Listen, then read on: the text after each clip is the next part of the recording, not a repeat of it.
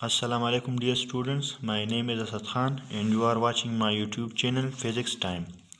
और आज का जो हमारा टॉपिक है वो है addition of vectors.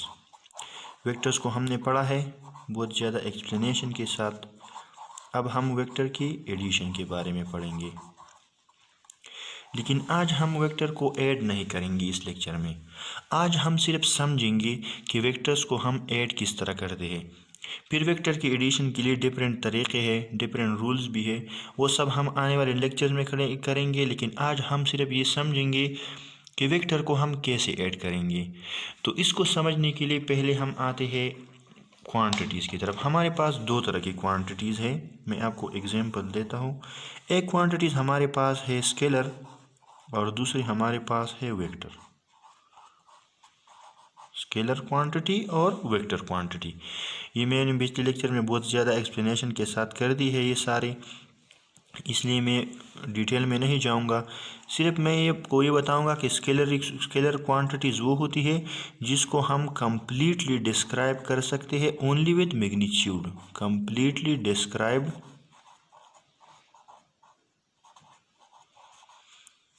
Only with magnitude.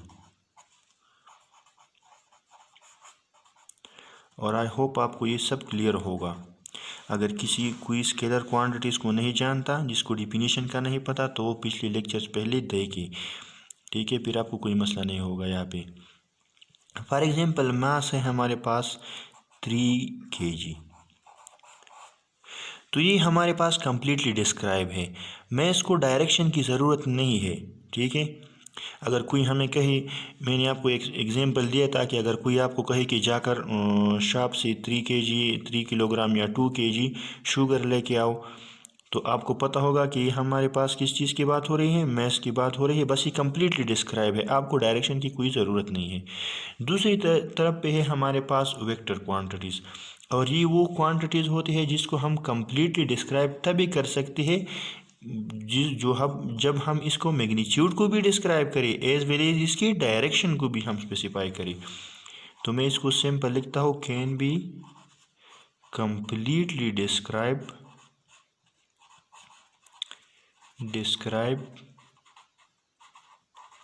By magnitude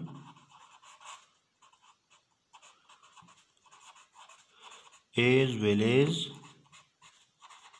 direction.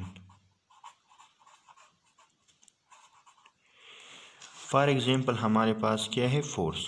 अगर कोई आपको कहे कि आपने किसी ऑब्जेक्ट पे फोर्स लगानी है, तो आपके जहन में दो ही क्वेश्चन आते हैं। एक मतलब फोर्स का मैग्नीट्यूड कितना होगा, और दूसरा प्लस किस डायरेक्शन में मैंने ये फोर्स अप्लाई करनी है, ठीक है। तो इन दोनों चीज़ों की इसकी ज़रूरत होती है फोर्स को। तो फोर्स हमारे पास क्या है, वेक्टर क्वांटिटी है। लेकिन हमारा मकसद अब वेक्टर और स्केलर क्वांटिटीज़ का नहीं है। अब हम आते हैं दोनों की एडिशन की तरफ। तो we are still differentiating between them. तो अब अगर कोई हमें कहे, एक बंदा है बाज़ार जाता है और कोई उसे कहता है कि एप्पल लेके आओ, और वो कितना एप्पल लेके आता है, 3 kg, ठीक है। फिर जब वो घर आता है तो घर वाले उसे कहते हैं कि मेहमान तो ज़्यादा है और 3 kg की एप्पल्स बहुत कम है, जाकर और लेके आओ। कितना वो लेके आता है, 4 kg। अब कोई उससे कहता है कि आपका नेट रिजल्टेंट क्या है, आप कितनी kg की एप्पल्स लेके आए हैं बाज़ार से। रात को जब वो हिसाब लगाएगा कि आज मैंने कितना ख़र्चा किया, तो वो काउंट करेगा 7 kg एप्पल्स। वो कहता है कि मैं 7 kg एप्पल्स लेके आया हूँ। तो ये चूँकि स्केलर क्वांटिटी है, तो ये हम सिंपल आम पेवर नंबर की तरह हम इसको ऐड कर सकते हैं, ठीक है। या अगर कोई बंदा है, ये तो सिर्फ मैथ्स की बात कर रहा हूँ मैं। इसी तरह टाइम भी हमारे पास स्केलर है। एक बंदा है, वो एक स्टडी करता है दिन के सुबह सुबह 2 घंटे, 2 आवर्स, ठीक है। फिर वो अपना काम शाम कुछ सब कुछ करके रिफ़्रेशमेंट सब कुछ करके एंटरटेनमेंट वापस आ जाता है, और शाम को फिर 3 घंटे स्टडी करता है वो। जब कोई उससे पूछता है कि यार तुम दिन में कितनी आवर्स की स्टडी करते हो, तो वो कहता है कि यार मैं कितना करता हूँ, 2 आवर्स सुबह को और 3 आवर्स शाम को। तो वो कहता है कि यार मैं तो 5 आवर्स स्टडी करता हूँ। तो स्केलर क्वांटिटी है, इसको हम सिंपली ऐड कर सकते हैं। लेकिन वेक्टर में ऐसा नहीं होता। वेक्टर में क्यों ऐसा नहीं होता? क्योंकि वेक्टर में डायरेक्शन होता है। अब मैं आपको समझा देता हूँ इसका मतलब क्या है। इसका मतलब ऐसा है कि एक बंदा है, वो किसी चीज़ पे फोर्स लगा रहा है 4 न्यूटन। किस डायरेक्शन में? ईस्ट में। देख लिया, आप डायरेक्शन में नहीं स्पेसिफाई किया, क्योंकि वेक्टर को मैग्नीट्यूड और डायरेक्शन दोनों की ज़रूरत होती है। ये हमारे पास है फोर्स F1। कितनी मैग्नीट्यूड है इसका? 4 न्यूटन, और डायरेक्शन कौन सा है? ईस्ट में। अब ये बंदा वही बॉडी पे 3 न्यूटन का एक और फोर्स अप्लाई करता है इसी डायरेक्शन में, ईस्ट में। तो जब कोई उससे पूछता है तो तुमने टोटल कितना फोर्स एक्सर्ट किया, तो वो कहेगा 7 न्यूटन ईस्ट। ठीक है, 7 newton, 4 newton plus 3 newton is equal to 7 newton. तो यार ये तो स्केलर की तरह है, 4 newton plus 3 newton is equal to 7 newton, क्योंकि ये डायरेक्शन क्या है? सेम।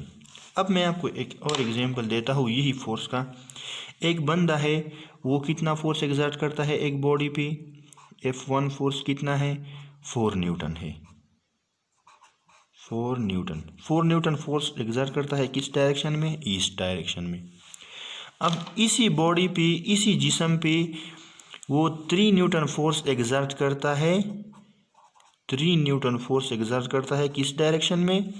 वेस्ट डायरेक्शन में। तो हमारे पास नेट फोर्स क्या होगा? 4 newton plus 3 newton is equal to 1 newton. अब आप देख ली, अभी सिर्फ 1 न्यूटन का फोर्स एक्सर्ट कर रहा है इस पे। ठीक है, इसी तरह मैं आपको ये भी बता दूँ कि 1 न्यूटन इससे किस तरह आता है। अब एक बंदा है और वो फोर्स एक्सर्ट कर रहा है एक बॉडी पे 4 न्यूटन ईस्ट में। ठीक है, फिर वो इसी बॉडी पे एक फोर्स एक्सर्ट कर रहा है 3 न्यूटन नॉर्थ में। तो ये जो टोटल फोर्स एक्सर्ट कर रहा है इस बॉडी पे वो कितना होगा? 4 ये है, 3 ये है। अब मैं इसका रिजल्टेंट फाइंड करना चाहता हूँ। हमारे पास, इसको मैं एक ट्राइंगल कंसिडर करता हूँ। ये इसका बेस है, इसका परपेंडिकुलर है, अभी इसका हाइपोटेन्यूज है। तो मैं इसलिए करता हूँ क्योंकि आपको पाइथागोरस थ्योरम का पता होगा, क्योंकि मैंने एच फाइंड करना है हाइपोटेन्यूज की, टोटल कितना फोर्स एक्सर्ट कर रहा है इस पर। ये टोटल फोर्स जब मैं फाइंड करना चाहता हूँ तो मुझे पाइथागोरस थ्योरम का पता है कि hypotenuse is equal to base square plus perpendicular square. तो हमारे पास बन जाता है hypotenuse square is equal to base square. हमारे पास कितना है? 4 स्क्वायर प्लस परपेंडिकुलर हमारे पास कितना है? 3 स्क्वायर। लेकिन मैं तो हाइपोटेन्यूज या इस रिजल्टेंट का तो स्क्वायर मालूम नहीं करना चाहता, सिर्फ रिजल्टेंट मालूम करना चाहता हूँ। तो मैं दोनों साइड का क्या लूँगा? Square root. तो ये कट जाएंगे। एच हमारे पास बन जाएगा 16, 4 square 16 plus 3 square 9 under the root. एच हमारे पास बन गया 25 under the root which is equal to 5। तो यहाँ पे हमारे पास 4 न्यूटन प्लस 3 न्यूटन का आंसर किया गया 5 न्यूटन। तो ये कैसा? स्केलर की तरह तो नहीं है ये। इसमें मैं कहता हूँ कि 4 न्यूटन और 3 न्यूटन से आंसर आता है 7, एक तरफ आता है 1। लेकिन मैं कहता हूँ कि 4 न्यूटन प्लस 3 न्यूटन के जो आंसर होंगे वो हमारे पास क्या होंगे? 4 न्यूटन प्लस 3 न्यूटन के आंसर हमारे पास आ सकते हैं फ्रॉम 1 to 7।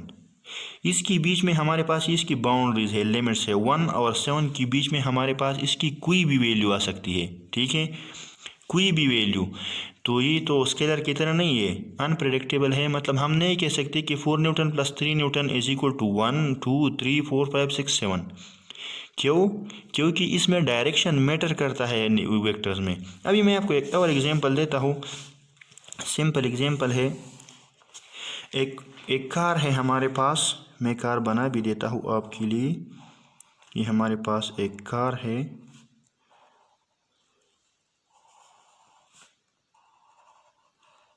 ठीक है, पुराना मॉडल है।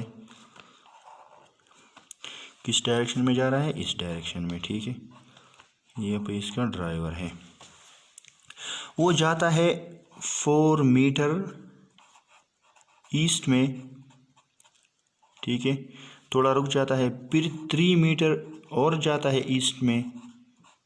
तो टोटल ये जो डिस्टेंस कवर करता है, डिस्टेंस नहीं डिस्प्लेसमेंट की बात कर रहा हूँ, वेक्टर क्वांटिटी। और डिस्प्लेसमेंट हमारे पास क्या है, the shortest distance between initial and final point A और बी के बीच में जो डिस्टेंस होगा वो हमारे पास क्या होगा, डिस्प्लेसमेंट होगा। तो मैं लिखता हूँ 4 न्यूटन प्लस 3 न्यूटन, चूँकि डायरेक्शन सेम है तो मैं लिखूँगा 7 न्यूटन। ठीक है, हमारे पास क्या आ गया, 7 न्यूटन। यही फोर्स वाला एग्जाम्पल है, लेकिन अब मैं आपको डिस्प्लेसमेंट की टर्म्स में समझा रहा हूँ। ठीक है, फिर ये हमारे पास आंसर आ गया। अब वही कार है, पहले जाता है 4 न्यूटन ईस्ट में, लेकिन वापस 3 न्यूटन आता है ईस्ट में। फोर्स में आपको अगर इस पॉइंट का समझ नहीं है कि 1 न्यूटन कैसे आ गया, तो यहाँ पे आप समझ ली। 4 न्यूटन ईस्ट डायरेक्शन में जाता है, फिर 3 न्यूटन वापस वेस्ट डायरेक्शन में आता है। ठीक है, तो अब इनिशियल और फाइनल पॉइंट तो ये है, क्योंकि जिस पॉइंट से शुरू करके यहाँ आ गया, लेकिन यहाँ से वापस यहाँ आ गया, तो ए और बी इसके बीच में आप टोटल डिस्प्लेसमेंट कितना है, 4 माइनस 3 तो वापस आ गया, तो 1 मीटर रह गया। तो मैं लिखता हूँ कि 4 न्यूटन चला गया पहले, फिर 3 मीटर वापस आ गया। सॉरी, मैं न्यूटन लिख रहा हूँ, मीटर डिस्प्लेसमेंट की बात कर रहा हूँ मैं। 4 मीटर ईस्ट में चला गया, फिर 3 मीटर वापस आ गया, तो टोटल डिस्प्लेसमेंट कितना कवर किया, 1 मीटर, क्योंकि अब the distance between initial and final point is equal to 1 metre. ठीक है, अभी वही एग्जाम्पल है कि पहले चला गया 4 न्यूटन नहीं मीटर, मैं न्यूटन की बात कर रहा हूँ, फोर्स का एग्जाम्पल दे दिया मैंने, तो अब मेरे न्यूटन आ रहा है मेरे जहन में। ईस्ट में चला गया, फिर ये चला गया 3 मीटर नॉर्थ में। अब टोटल फासला कितना है, इनिशियल पॉइंट ये है ए और फाइनल पॉइंट है बी, तो इसके बीच में डिस्प्लेसमेंट जब मैं मालूम करना चाहूँ तो फिर वही फार्मूले से मैं फाइंड करूँगा पाइथागोरस थ्योरम से। तो मैं लिखूँगा कि hypotenuse square is equal to base square plus perpendicular square. तो यही 3 और 4 मैंने यहाँ पे भी इसलिए ले ली ताकि कैलकुलेशन मुझे दोबारा ना करनी पड़े। ठीक है, तो आपने क्या करना है, 4 स्क्वायर प्लस 3 स्क्वायर, फिर ये अंडर द रूट स्क्वायर को ख़त्म करने के लिए अंडर द रूट लेना है, तो आपके सर फिर आंसर आता है 5 मीटर। तो ये वाला जो डिस्प्लेसमेंट है कितना बन जाता है, 5 मीटर। तो अब हमारे पास 3 मीटर प्लस 4 मीटर का हमारे पास फासला कितना आ गया, 5 मीटर। तो मैं सिंपली सिर्फ आपको ये समझाने की कोशिश कर रहा हूँ कि वेक्टर्स में हम सिंपली स्केलर्स की तरह ऐड नहीं कर सकते। ठीक है, क्योंकि इसमें vectors the addition of vectors, मैं आपको बस एक फाइनल जुमला लिख रहा हूँ इसका, the addition of vectors depends upon the direction of vectors। Addition of vector किस चीज़ पे डिपेंड करता है, वेक्टर्स की डायरेक्शन पे डिपेंड करता है। अगर सेम डायरेक्शन में है देख ली तो 7 मीटर हमारे पास बन जाता है। मैंने यहाँ पे भी न्यूटन लिखा है। ठीक है, ये हमारे पास क्या है, मीटर है। 4 मीटर प्लस 3 मीटर, तो हमारे पास ये क्या बन जाता है, 7 मीटर। अब वही 4 मीटर प्लस 3 मीटर है, लेकिन डायरेक्शन बदल गया, पहले 4 मीटर इस डायरेक्शन में आ गया, वापस 3 मीटर इस डायरेक्शन में, तो अब हमारे पास 1 मीटर आ गया हमारे पास 4 प्लस 3 मीटर से। अब वही 4 मीटर इस डायरेक्शन में, 3 मीटर इस डायरेक्शन नॉर्थ में, तो अब हमारे पास आता है 5।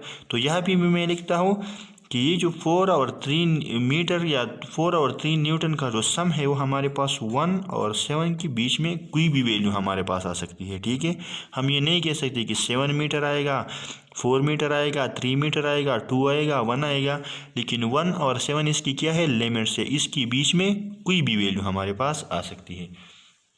तो वेक्टर की एडिशन के लिए हमारे पास स्पेसिफिक रूल्स है, वो हम बाद में पढ़ेंगे कि वेक्टर्स की इस एडिशन के लिए हमारे पास जो रूल है वो बहुत ज़्यादा है, लेकिन यहाँ पे हम सिर्फ पढ़ते हैं जो आपके कोर्स में है, और वो है हमारे पास हेड टू टेल रूल्स। ठीक है, तो आज हम सिर्फ हेड टू टेल रूल्स पढ़ेंगे। इसके लिए हमारे पास ट्राइंगल लॉ भी है हमारे पास, इससे भी हम वेक्टर्स को ऐड कर सकते हैं। हमारे पास है पैरेललोग्राम लॉ, इससे भी हम कर सकते हैं। और तीसरी लॉ जो हमारे पास है वो हमारे पास है पॉलीगॉन ला। ये 3 लाज है, इससे हम वेक्टर्स को ऐड कर सकते हैं, लेकिन चूँकि आपके सिलेबस में नहीं शामिल तो ये मैं करूँगा आने वाले लेक्चर्स में। वो आपके लिए कंसेप्ट के लिए होंगे, लेकिन ज़रूरी जो है अब आपके सिलेबस में जिस तरीके से वेक्टर्स को ऐड किया गया है वो कौन सा वाला मेथड है, हेड टू टेल रूल्स।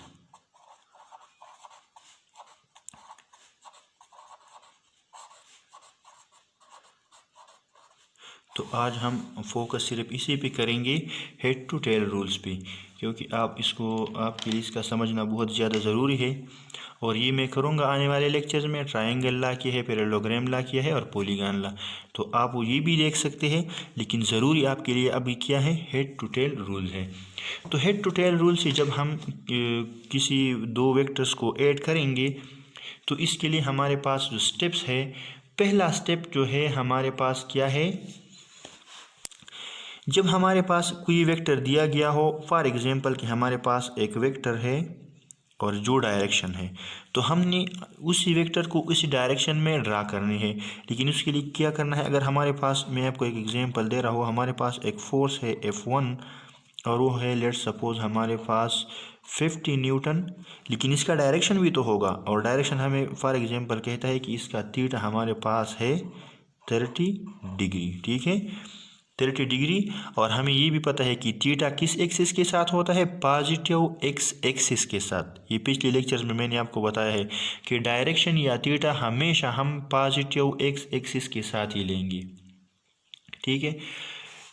और दूसरा वेक्टर होगा हमारे पास, जब हम ऐड करेंगे तो 2 वेक्टर्स को ऐड करेंगे। दूसरा वेक्टर सपोज हमारे पास है, वो है हमारे पास फॉर एग्जांपल 70 न्यूटन फोर्स है, और उसका डायरेक्शन क्या है, उसका डायरेक्शन हमारे पास है 40 डिग्री। तो ये 40 भी एक्स एक्सिस के साथ ये एंगल बनाएगा, ये F2 जो वेक्टर है इसके साथ बनाएगा। लेकिन यहाँ बात वही आ जाती है फिर कि 50 न्यूटन को हम ड्रा कैसे करेंगे। तो सबसे पहले, वेक्टर तो हमें दी है, लेकिन सबसे पहले हम क्या करेंगे, एक स्केल सेलेक्ट करेंगे। Scale selection is the first step, ठीक है। पहले हम स्केल सेलेक्ट करेंगे। स्केल को कैसे सेलेक्ट करेंगे, मैंने आपको बताया था, सपोजिशन करेंगे, सपोज करेंगे, सेलेक्ट स्केल सपोजिशन हो। मैं यहाँ पे एक वर्ड लिखता हूँ, सुटेबल स्केल सिलेक्शन, मौजून स्केल सेलेक्ट करेंगे। मैंने आपको बताया था कि अगर सपोज मैं, ये तो मेरी मर्ज़ी है, लेकिन मैं सूटेबल स्केल सेलेक्ट करूँगा। मैं कहता हूँ यहाँ पे कि 10 newton is equal to 1 centimetre. मैं कहता हूँ कि 10 न्यूटन हमारे पास क्या है, 1 सेंटीमीटर के बराबर है। तो 50 न्यूटन हमारे पास कितने सेंटीमीटर के बराबर होंगे, ये 5 सेंटीमीटर के बराबर होंगे, ठीक है। 5 multiplied by 10 is equal to 50 newton. ये हमारे पास अब एक सूटेबल स्केल है।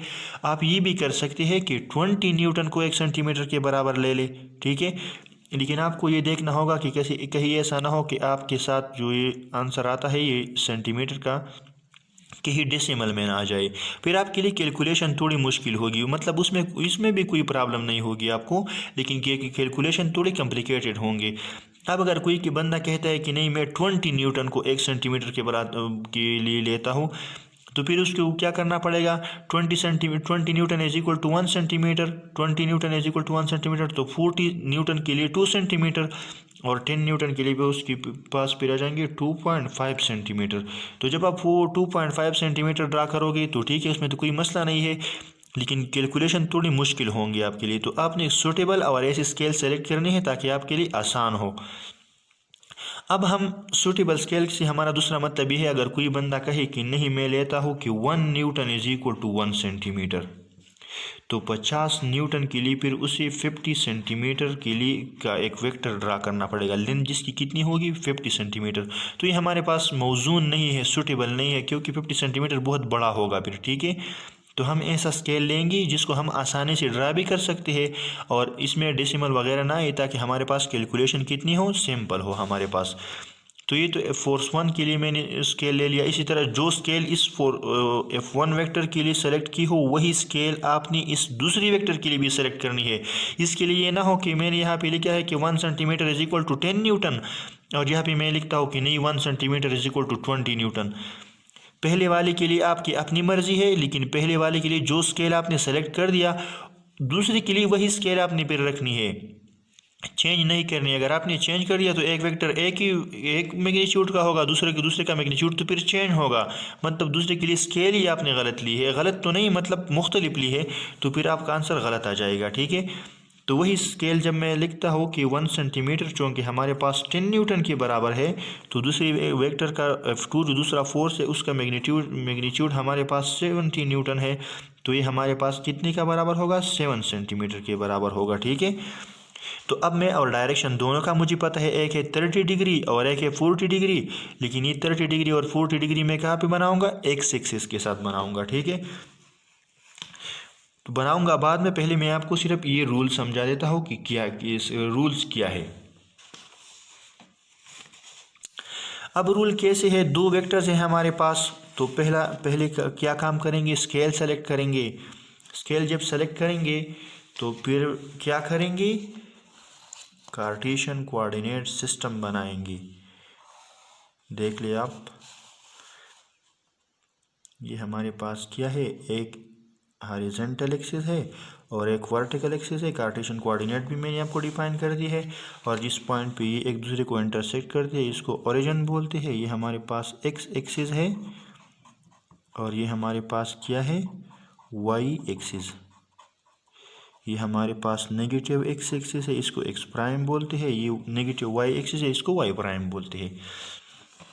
अब हमारे पास स्केल तो ये मैंने सेलेक्ट कर दिया है, और फोर्सेस हमारे पास एक था F1 = 50 न्यूटन और एंगल उसका क्या था, 30 डिग्री। दूसरा फोर्स हमारे पास था F2 और उसका मैग्नीट्यूड था 70 न्यूटन और उसका एंगल था 40 डिग्री। ठीक है, अब हम सिर्फ क्या करेंगे, मैं आपको स्टेप समझा रहा हूँ। पहला स्टेप, मैं स्टेप लिखूंगा भी फिर वहाँ पे ड्रा भी करूँगा। पहला स्टेप हमारे पास ये है कि sketch one vector according to selected scale in a given direction. Draw the first vector,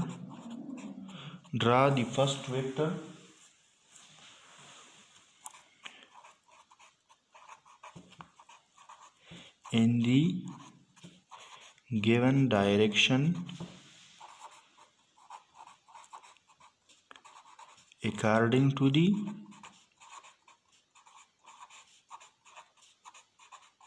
selected scale। जो स्केल मैंने सेलेक्ट किया है उसी के मुताबिक मैं ड्रा करूँगा, क्योंकि 50 न्यूटन के लिए जो पहला हमारे पास वेक्टर है तो हमारे पास है 50 न्यूटन, लेकिन उसके लिए मैंने क्या स्केल लिया है, 50 न्यूटन = 5 सेंटीमीटर। तो पहला वेक्टर मैं ड्रा करूँगा, जो डायरेक्शन मुझे दिया गया है उसी डायरेक्शन में मैंने ड्रा करना है, लेकिन according to the selected scale. तो देख लिया आप, मैं पहले बनाऊँगा 30 डिग्री का एंगल। ठीक है जी, 30 डिग्री का एंगल हमारे पास बनता है ये वाला, देख लीजिए हमारे पास 30 है। तो इसी डायरेक्शन में मैंने क्या करना है, एक 5 सेंटीमीटर का वेक्टर ड्रा करना है।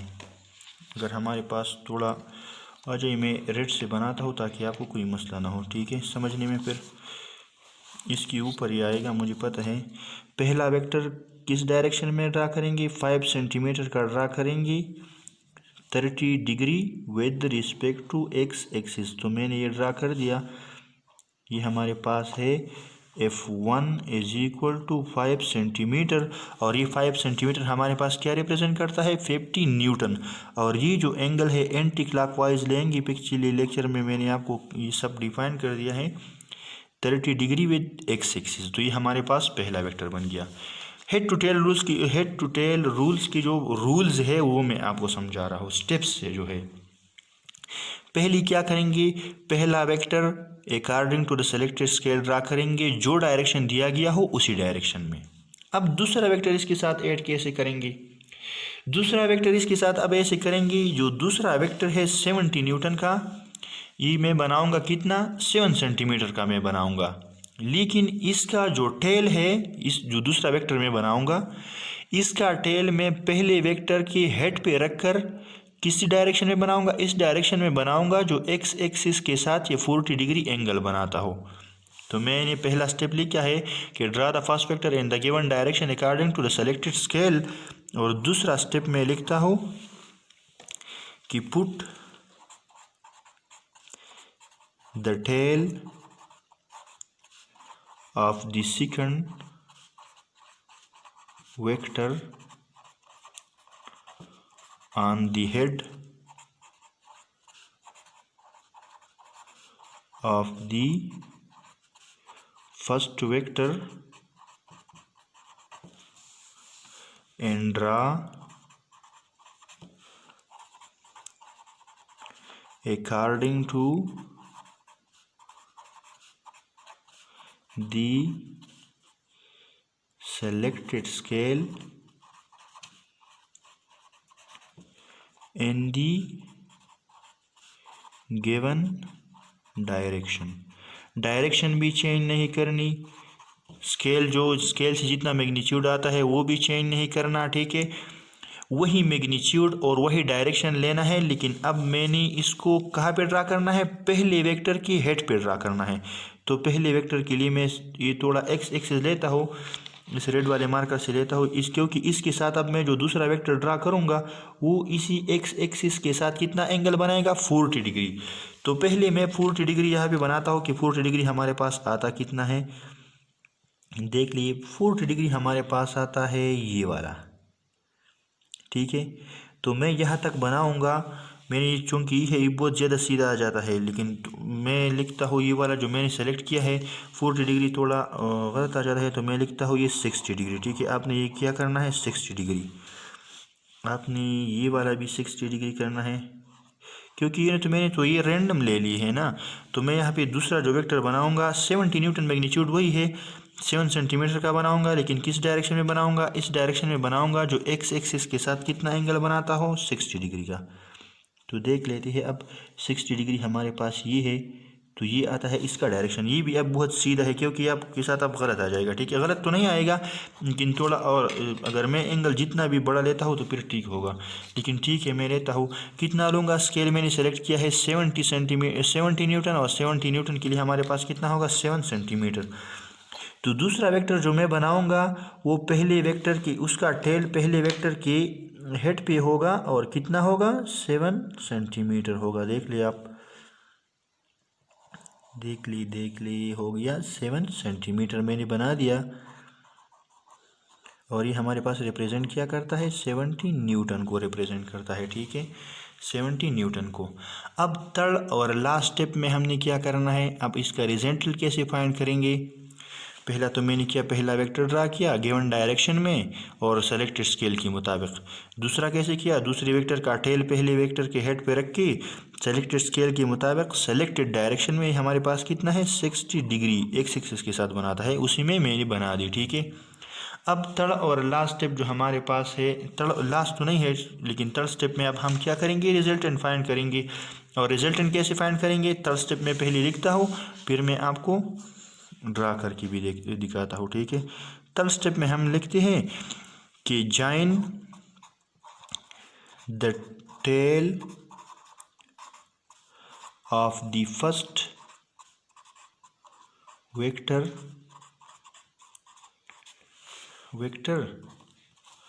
with the head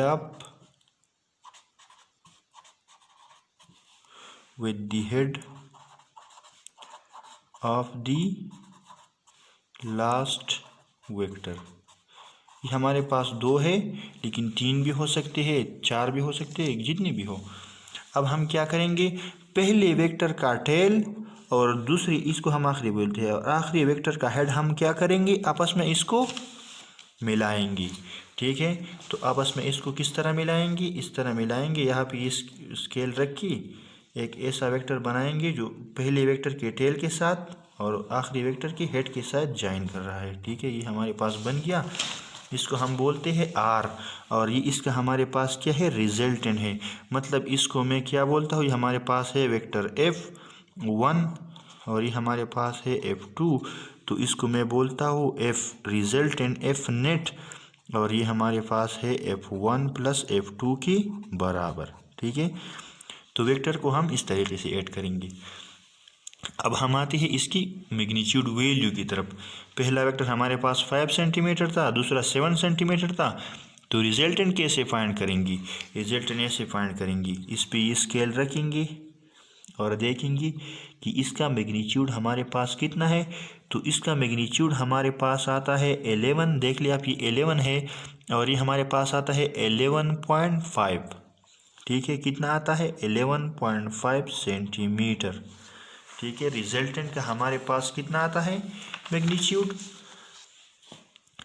रिजल्टेंट हमारे पास बराबर आ गया F1 प्लस F2 की, मतलब ये हमारा इसका रिजल्टेंट है। दोनों को मैंने जमा कर दिया हेड टू टेल रूल के मुताबिक, और इसका जो मैग्नीट्यूड हमारे पास आ गया 11.5 सेंटीमीटर।